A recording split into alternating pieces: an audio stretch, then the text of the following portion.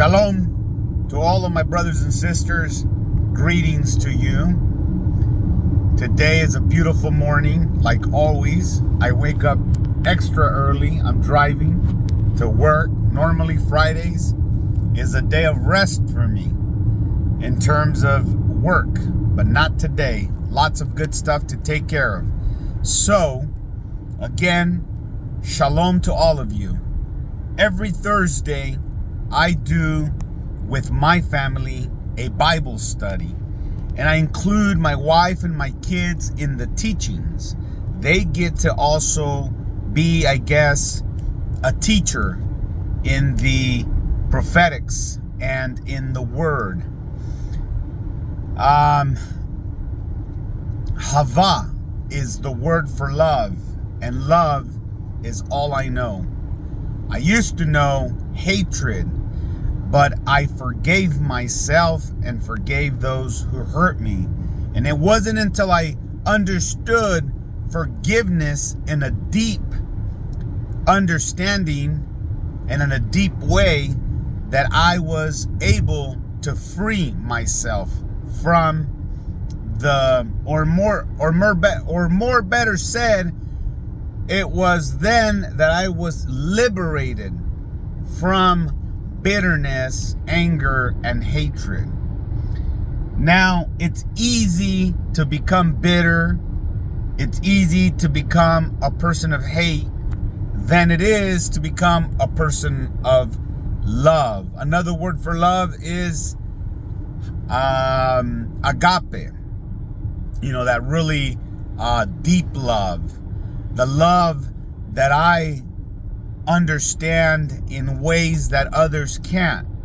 Let me give you an example of love.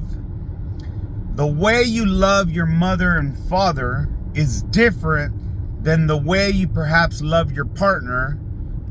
That love is different than the way you love your friend, your brother, or your sister.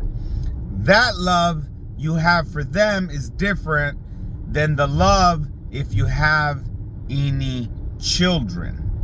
I have 3, and I can tell you that I love each and every one of them in their own special way, but I love my children with a deeper love than the love that I love anyone else. In other words, my children have all of my love. I am moved by my kids. I am awed in the way that the love that I have for them makes me at times cry, or at times laugh, or at times to do the things that I would otherwise never feel like I would accomplish if I didn't have that love. You perhaps who have children know what I'm talking about. It's sort of where the phrase that the mama bear will protect her children. It's that love, or that the father will die for his son and daughter. That kind of love. Because it is true, I would lose my life if it came down to it for my children.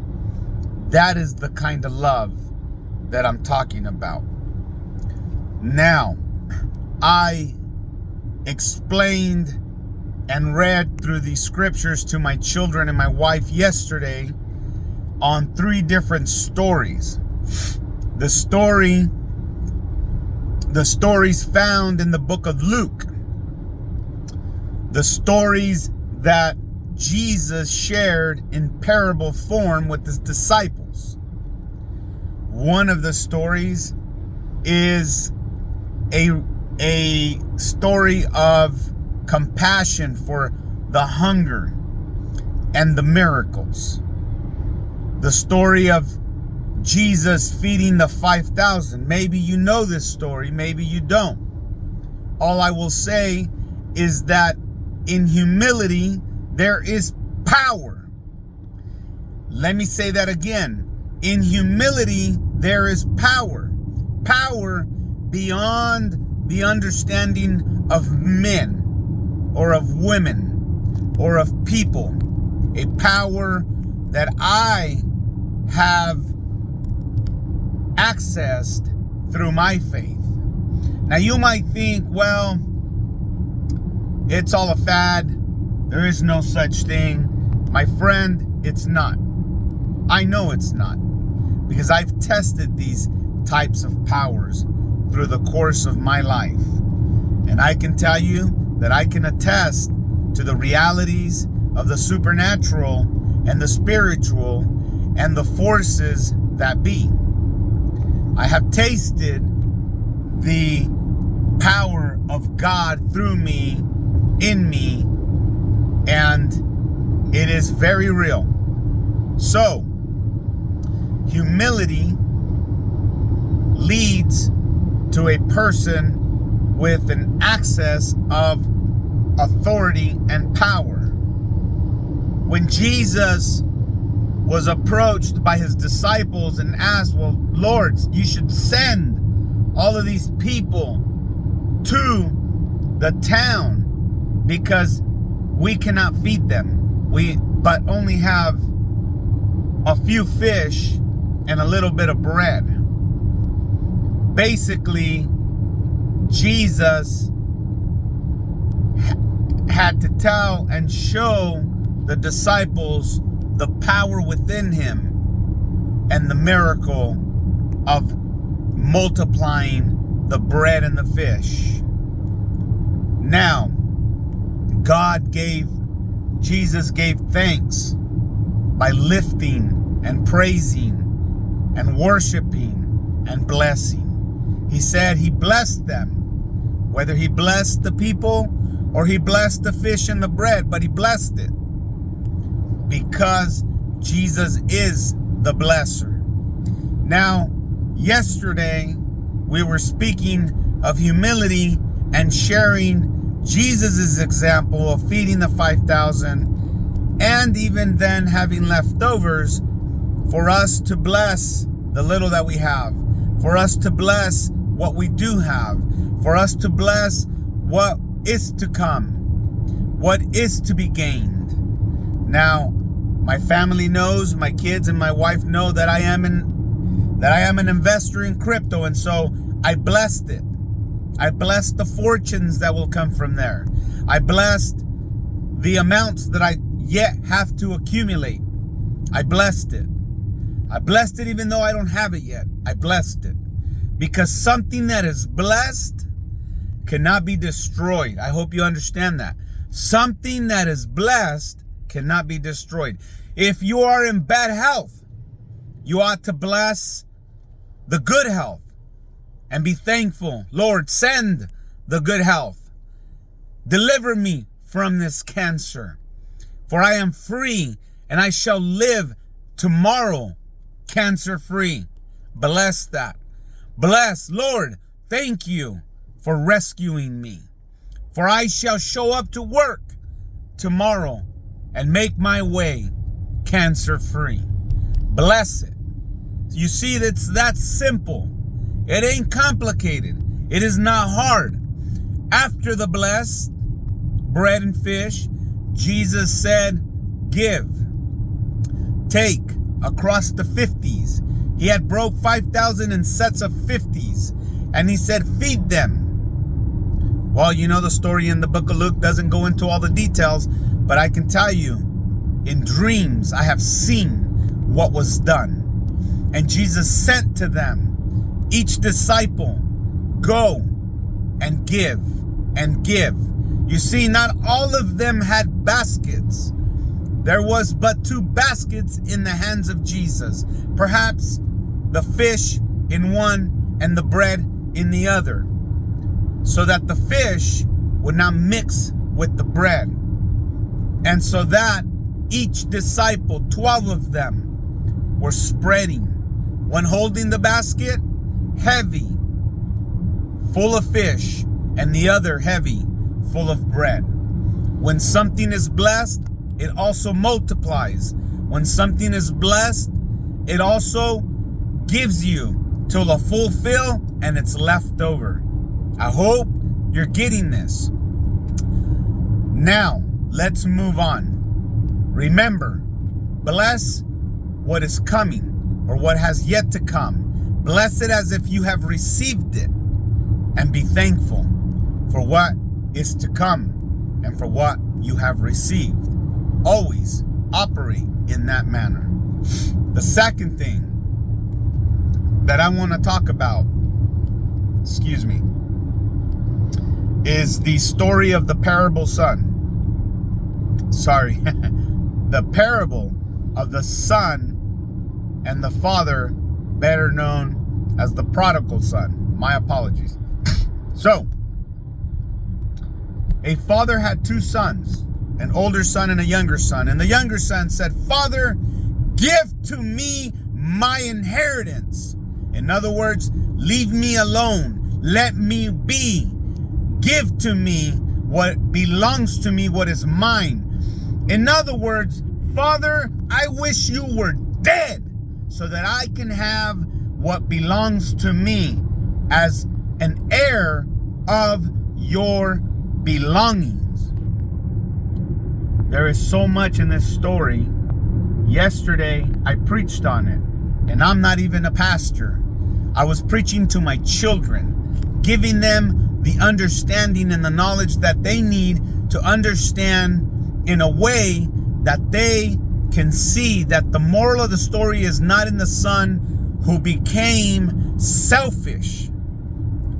It is in the other, but I will get there. So, the son, the younger son, tells the father, and the story goes that he gets his portion, and off he goes. And the story goes that the son begins to party, begins to have sex with whoever, whenever. The money that he has, he begins to buy he begins to buy things, materialistic things, the things that he didn't have, that others don't have, that he now has. He begins to live a lavish life. He begins to spend on others, invite others. He begins to drink. He begins a journey of destruction. In all of that mess, for however long it took, he squanders every penny of his inheritance, to the point that he's homeless, has no job, has no way of eating or feeding himself.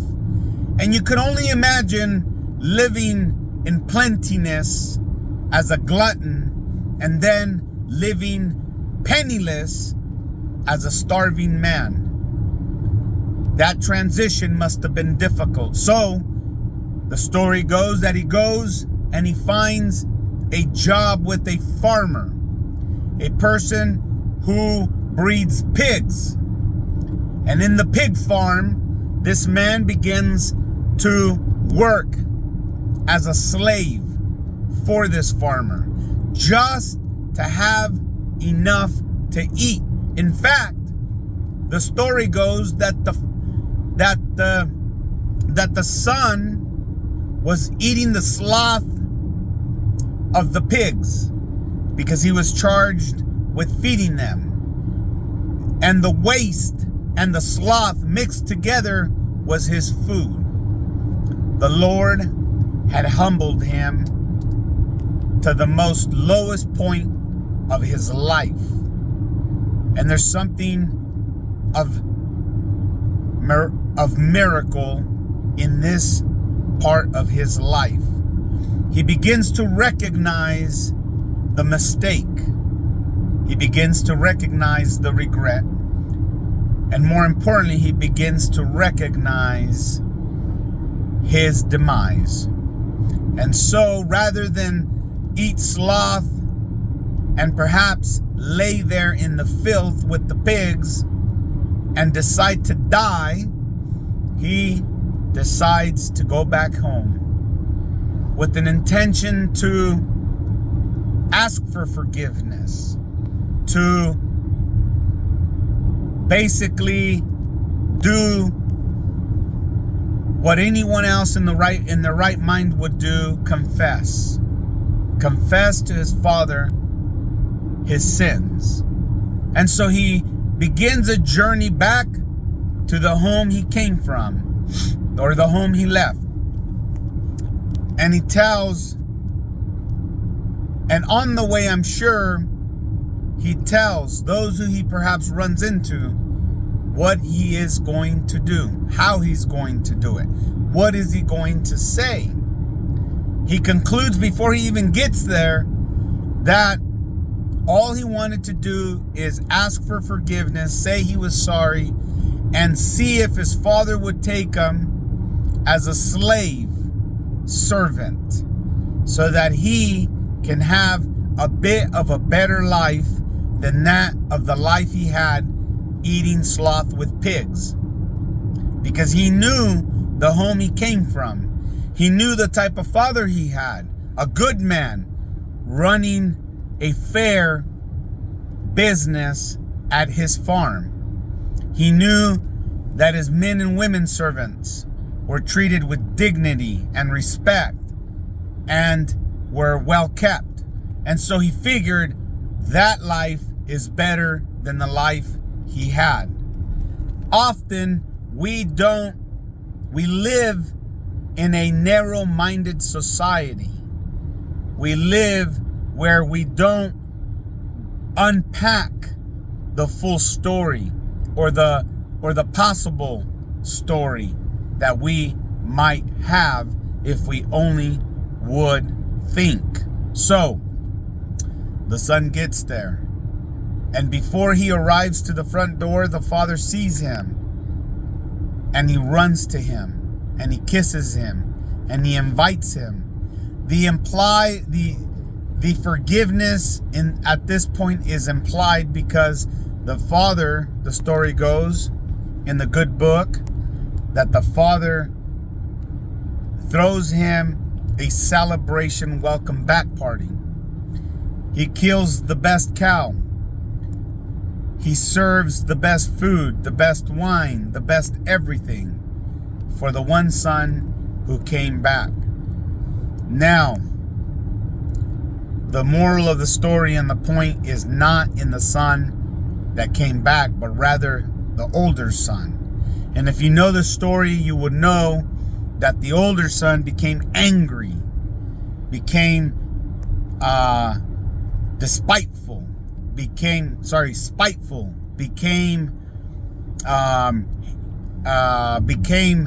angry at his dad and his older brother for what was done. For the older brother who stayed there, who was a servant, who was loyal, did not get that same treatment.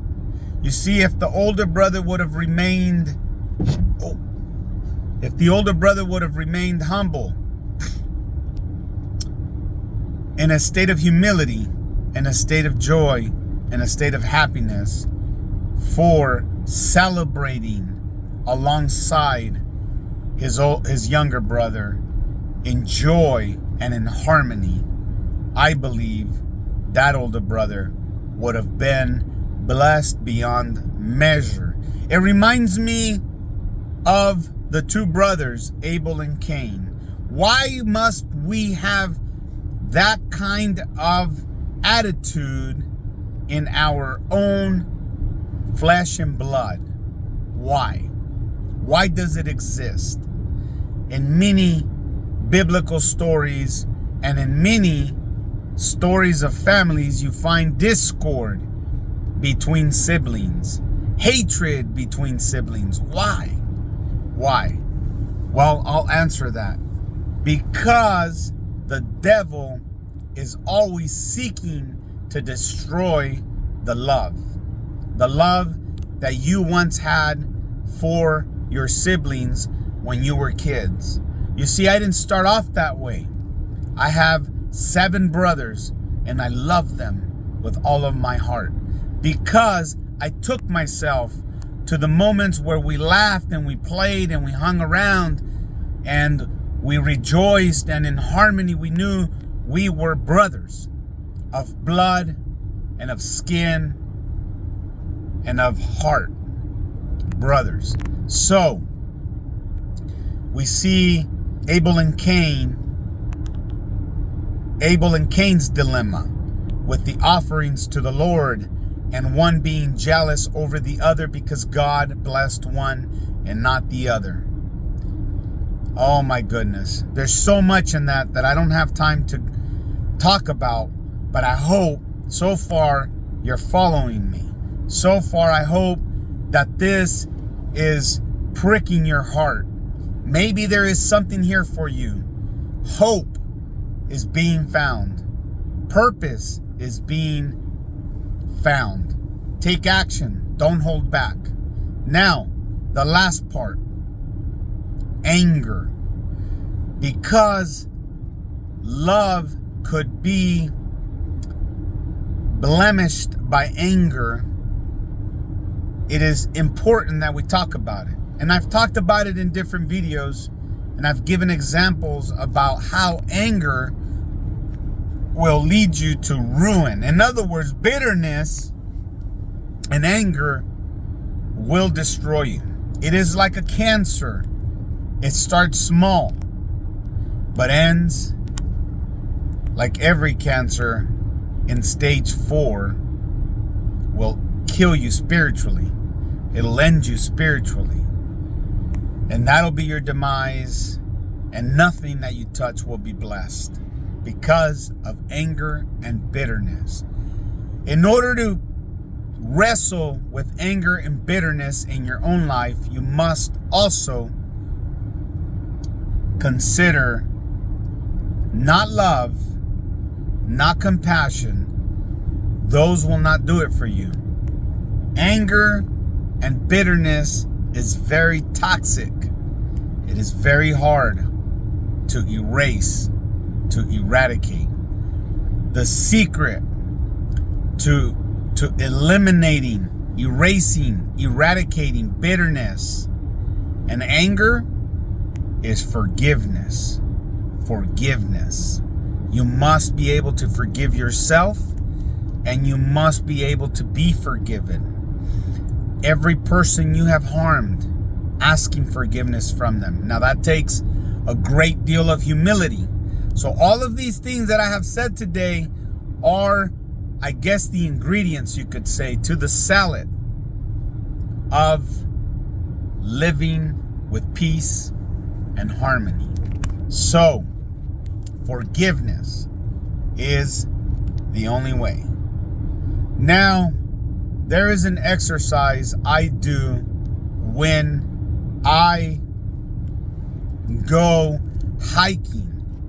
I take a trip each year. It's coming up. I'm leaving on the 16th of this month. I'm going to Yosemite National Falls, up at the upper falls by the bridge that crosses the waterfall. Look it up. Go to Google. Yosemite National Park, waterfall, upper fall. I'm talking about the larger waterfall near Vista Point. It's called the Upper Falls, the Yosemite Upper Falls. I will be there. I will be at Vista Point on the 16th and 17th and 18th. I will be there. I will be there in my own way because I got baptized in that waterfall. And I'm going to baptize my younger brother. He is ready. So I didn't mean to digress, but I'll conclude with this. Jesus also demonstrated anger, and it's okay to be angry. There's nothing wrong with being angry. Just don't stay stuck in anger for the rest of your life. Jesus walked in to the temple and he saw that everybody was selling stuff, doves and food, and like a flea market inside the temple. And he became angry because he told everybody, don't you see? In other words, he started flipping tables and knocking stuff and releasing perhaps even the doves and the pigeons and what have you in the marketplace, because they had turned the temple into a store, a business, a collection of revenue, a money place, a money exchange place. And he was very spiritually moved with what this holy place was converted to. And so he became angry and he kicked people out. And he was moved by a good reason to be angry. And so all I'm saying is, even Jesus became angry and acted on it. But he had a good reason, and he didn't stay angry. He had a lot of love. And so I hope that this message, because I talk a lot about crypto, I talk a lot about investing, I talk a lot about strategies to building wealth, but none of that will work without this, without many of the things that I've talked about. A blessed man or woman,